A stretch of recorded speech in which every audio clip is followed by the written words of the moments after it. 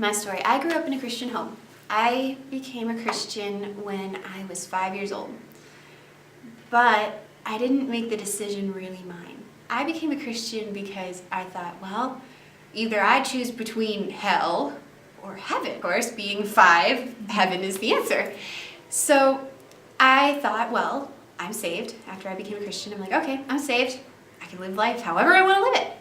So I continued doing things badly. I still made things for my own selfish ambitions. And as I got older, I still lived for myself. I claimed I was the Christian. I was the best Sunday school kid ever. I knew every answer. I knew all the songs.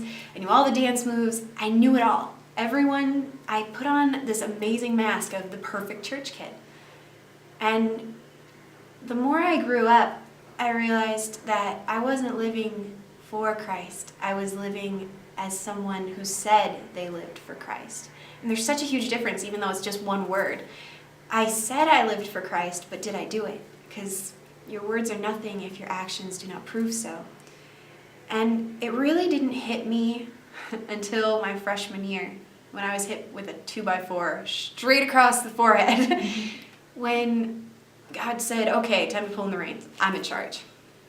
I dealt with so much. I dealt with friends who said they were my friend one day, and the next day they said they were nothing to me, that I was worth nothing to them.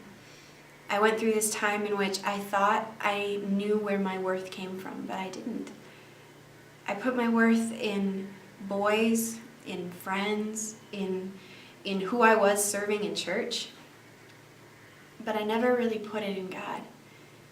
And it really hit me, especially the summer after my freshman year, how much I needed to rely on God, because I didn't have all the answers, and that's what hurt me the most. And so I started taking it out on myself.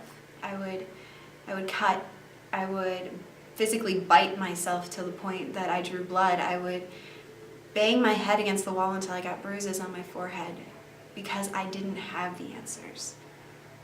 And it hurt me horribly because I didn't.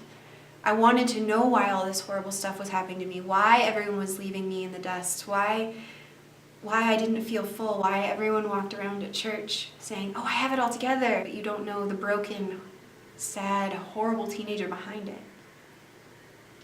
And I was physically broken in July when I attempted suicide. I wanted it to be done. And I was gonna overdose. And I'm standing in my parents' bathroom ready to do it. And I don't know what happened, but I felt God's presence, and for whatever reason, some people say you see visions, other people say God just spoke to you. I saw my life flash before my eyes, but it wasn't the life that I had previously lived. It was my future. It was the wedding day I would never get to have. It was the college that I wanted to go to. It was the kids that I wanted to impact one day. All of that I would never get to have if I ended it there. And right before, I remember putting the pill bottle down and saying, no, this isn't my life. It's God's, and I've been living it for myself.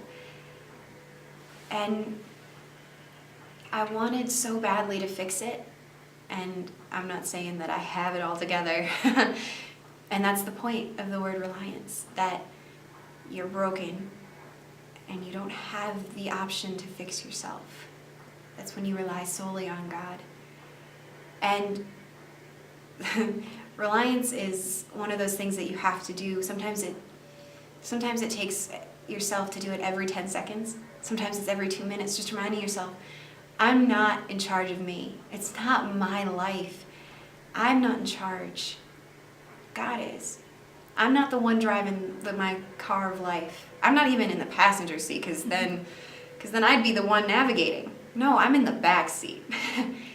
And that's what makes it so great, because I don't have to worry about where I'm going in life. I don't have to worry about all the stress of my friends not caring about me. They leave, they forsake.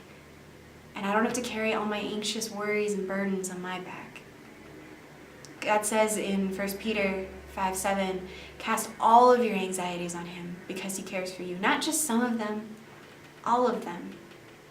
And I don't do it perfectly all the time. If I did, I'd be bad. But I'm so glad that I don't have to worry about all that. The minute that I recommitted my life to Christ, committed my life knowing that all my burdens were gone. I was carrying all this heavy stuff that I didn't even know I was carrying, and I just let it go.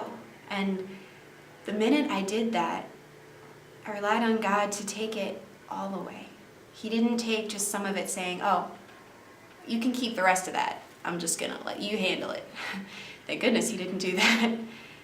But yeah, so much so that God, you can rely on him for anything.